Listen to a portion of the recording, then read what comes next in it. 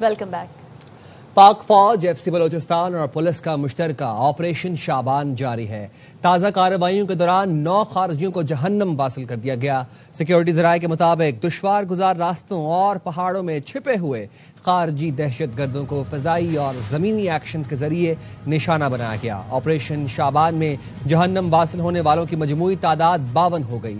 5 جولائی سے اب تک آپریشن شعبان اور دیگر انٹیلیجنس بیسڈ آپریشنز میں مجموعی طور پر 88 خارجی دہشت گرد ہلاک ہو چکے ہیں۔ آخری دہشت گرد کے خاتمے تک بلوچستان میں آپریشن شعبان جاری رہے گا۔ وزیر داخلہ محسن نقوی نے فتنہ الخوارج کے مزید 9 دہشت گردوں کو ہلاک کرنے پر پاک فوج، ایف سی اور پولیس کو خراج تحسین پیش کیا۔ محسن نقوی نے فورسز کی غیر متزلزل عزم اور بہادری کو سلام پیش کرتے ہوئے کہا، بہادر فورسز نے دشمن کے ناپاک عزائم خاک میں ملا دیے۔ بلوچستان میں امن کی خاطر فورسز کی قربانیاں تحریک کا سنہرا باب ہیں۔ محسن نقوی نے کہا، دہشت گرد ملک و قوم پر بوجھ ہیں، ان کا جڑ سے خاتمہ ناگزیر ہے۔ امن کے دشمنوں کو کہیں چھپنے کی جگہ نہیں ملے گی۔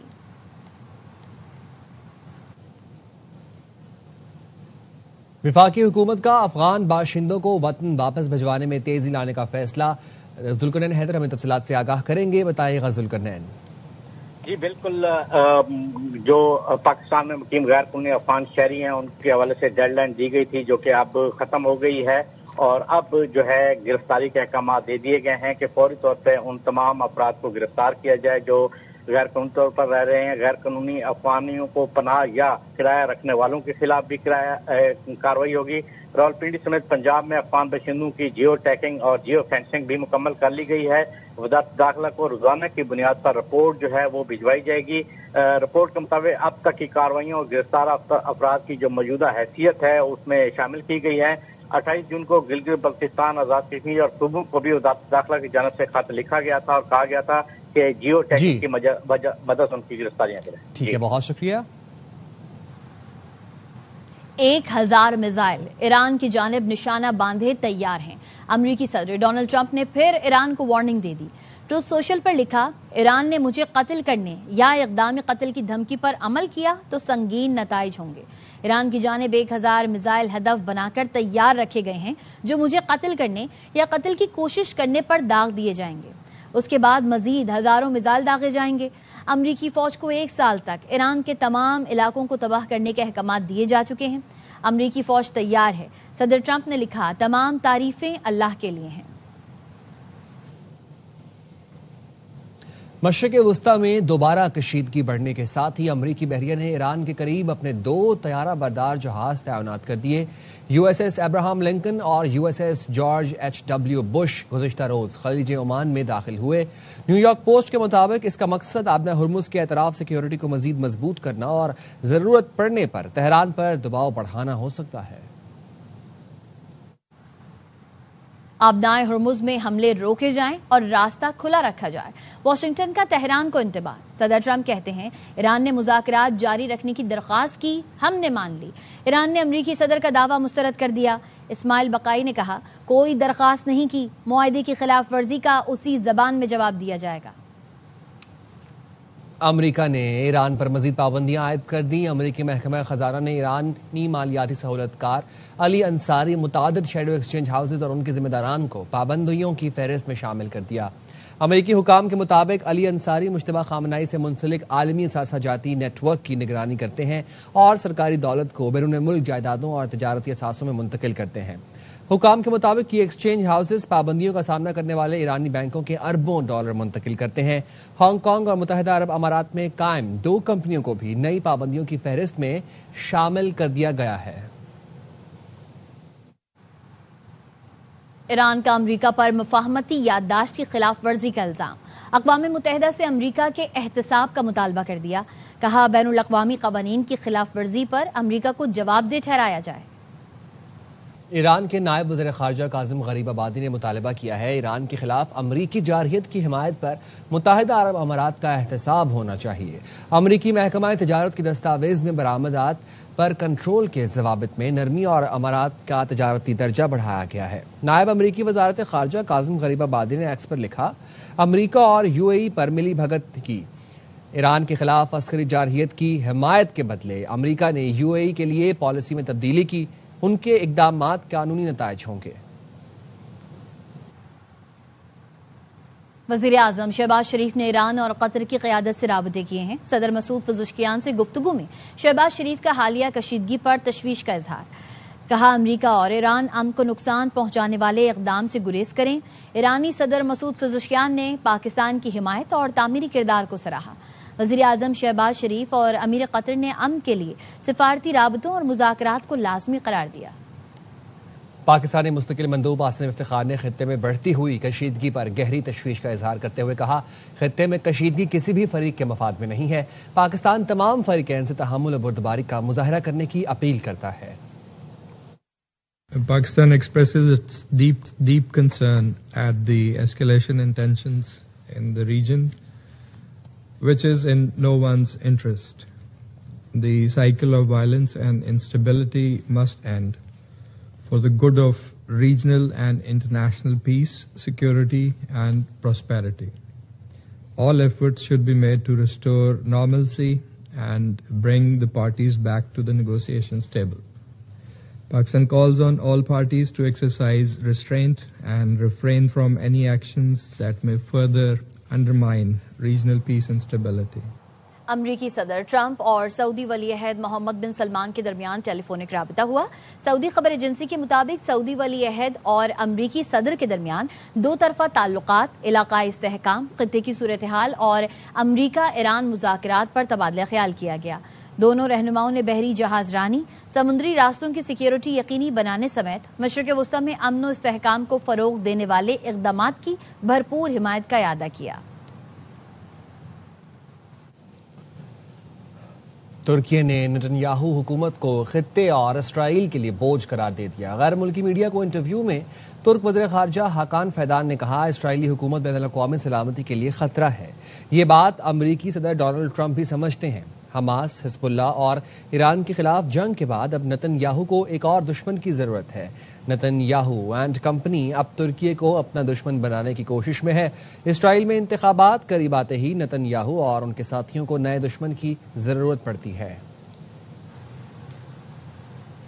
حکومت نے پیٹرول اور ڈیزل پھر مہنگا کر دیا۔ 13 روپے 18 پیسے اضافے سے 310 روپے 71 پیسے فی لیٹر ہو گیا۔ ڈیزل 13 روپے 80 پیسے مہنگا کر دیا گیا۔ نئی قیمت 323 روپے 30 پیسے ہو گئی۔ پیٹرول پر لیوی 9 روپے 36 پیسے اضافے سے 80 روپے فی لیٹر ہو گئی۔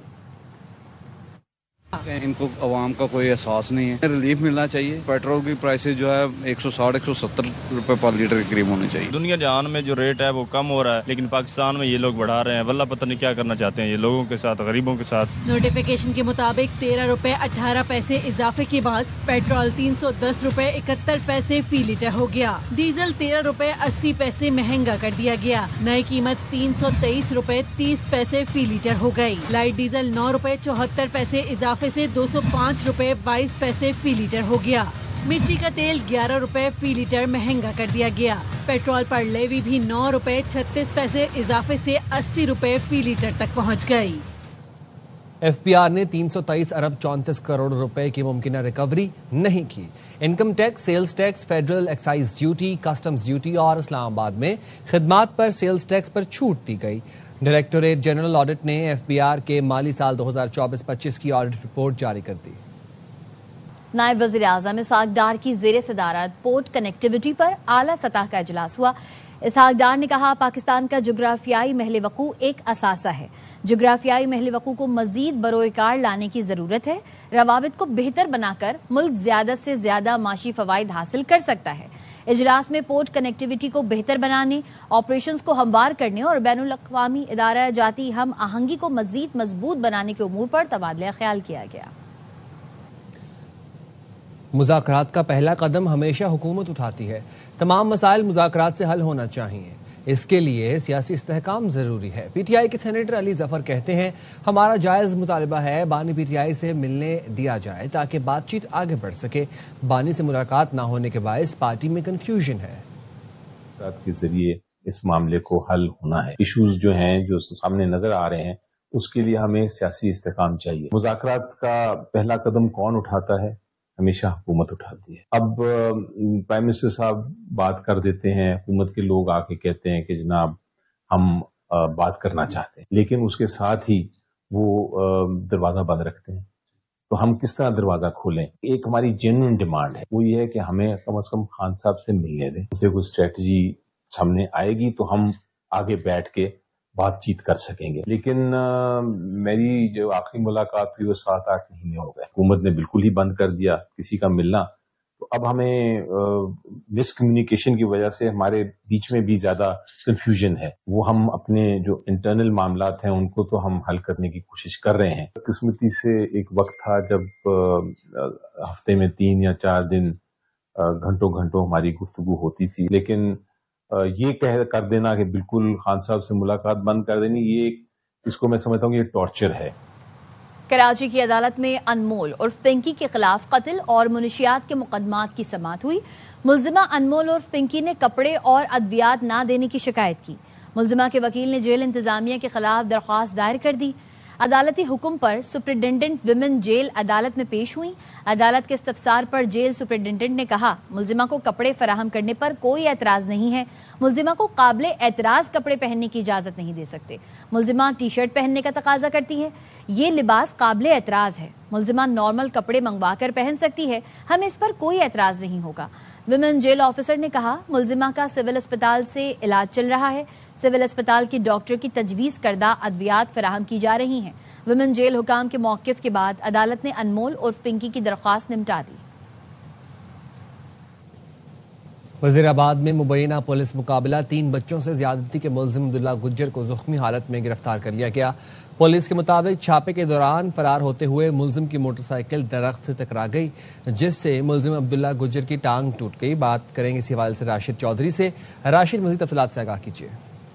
جی بالکل، یہ چند دن پہلے یہ افسوسناک واقعہ پیش آیا تھا جب وزیر آباد کا علاقہ فتح پور چٹھا، جہاں پر ملزم نے 3 بچوں کو جنسی زیادتی کا نشانہ بنایا تھا اور میڈیا پر خبر چلنے کے بعد جو ہے ملزم جو ہے وہ موقع سے فرار ہو گیا تھا. تو پولیس جو ہے گائے بگائے چھاپے مار رہی تھی. تو آج بھی پولیس نے جب چھاپا مارا تو ملزم عبداللہ جو ہے وہ موٹر سائیکل کے اوپر فرار ہو رہا تھا. تو ملزم فرار ہوتے جو ہے درخت سے ٹکرا گیا جس کے باعث اس کی ٹانگ ٹوٹ گئی اور پولیس نے جو ملزم کو گرفتار کر لیا ہے. جی بہت شکریہ راشد محمود. عارف والا کے نواحی گاؤں میں 3 ملزمان کی تیسری جماعت کے طالب علم سے مبینہ زیادتی کا مقدمہ درج. پولیس نے 1 ملزم کو گرفتار کر لیا. پولیس کا کہنا ہے مقدمہ متاثرہ بچے کے والد کی مدعیت میں درج کیا گیا. ملزمان متاثرہ بچے کی ویڈیو بھی بناتے رہے. کسی کو بتانے پر ملزمان کی جانب سے لڑکے کو ویڈیو وائرل کرنے کی دھمکی دی گئی. 1 ملزم کو گرفتار کر لیا، 2 کی تلاش جاری ہے.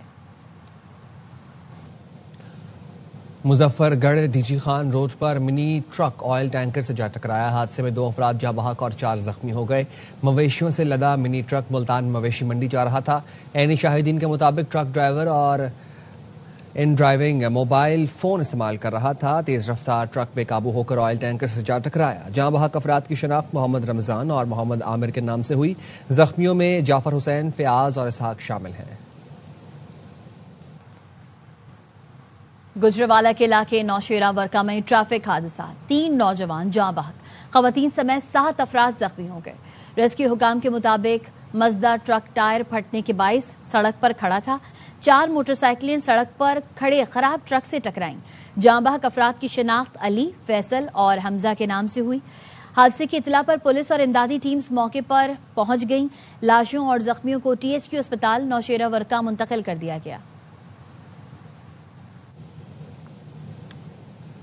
اسلام آباد، راولپنڈی اور لاہور میں موسلا دھار بارش کے بعد گرمی کا زور ٹوٹ گیا. محکمہ موسمیات نے مزید بارش کی پیش گوئی کی ہے. قصور اور کنگن پور میں تیز بارش سے جل تھل ایک ہو گیا. نکاسی آب کے ناقص انتظامات گلیاں تالاب کا منظر پیش کرنے لگی. دیپال پور میں تیز ہواؤں کے ساتھ بادل جم کر برسے. نشیبی علاقوں میں پانی جمع ہو گیا. محکمہ موسمیات نے آج اور کل اسلام آباد، پنجاب، خیبر پختونخوا، شمالی مشرقی بلوچستان، GB، مری، گلیات اور کشمیر کے بعض علاقوں میں موسلا دھار بارش کی پیش گوئی کی ہے. پہاڑی علاقوں میں لینڈ سلائیڈنگ اور نشیبی علاقے زیر آب آنے کا خدشہ ہے. کراچی میں بوندا باندی کا امکان ہے. خبروں سے فی الوقت اتنا ہی. مزید خبروں اور اپڈیٹس کے لیے دیکھتے رہیں ARY نیوز.